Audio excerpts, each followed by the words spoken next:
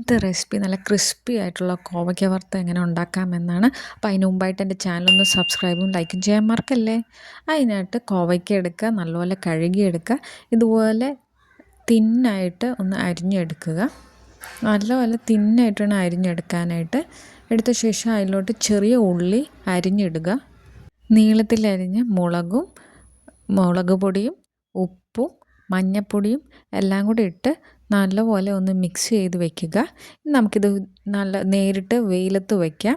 ഒരു 3-4 ദിവസം വെക്കണം. എനിക്ക് 4-ാമത്തെ ദിവസം ഇതിൻ്റെ വെള്ളമൊക്കെ ഇറങ്ങി ഇതുപോലെ ആയിട്ടിരിക്കും. ഇതുപോലെ നമുക്ക് കിട്ടണം, നല്ല ഡ്രൈ ആയിട്ട്. ഇത് നമുക്ക് നല്ല എയർ ടൈറ്റുള്ള പ്ലാസ്റ്റിക് പാത്രത്തിലോ പ്ലാസ്റ്റിക് ബാഗിലോ നമുക്കിത് 8-9 മാസം സൂക്ഷിച്ച് വയ്ക്കാം.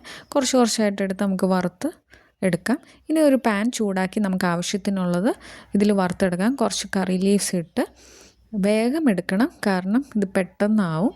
ഒരു ചെറിയൊരു ബ്രൗൺ ആകുമ്പോഴേ ഇത് എടുക്കണം, പെട്ടെന്ന് ഇത് കരിയാനുള്ള ചാൻസ് ഉണ്ട്. ഇനി നമുക്കിതിൻ്റെ ക്രിസ്പിനെസ് ഒന്ന് നോക്കാം.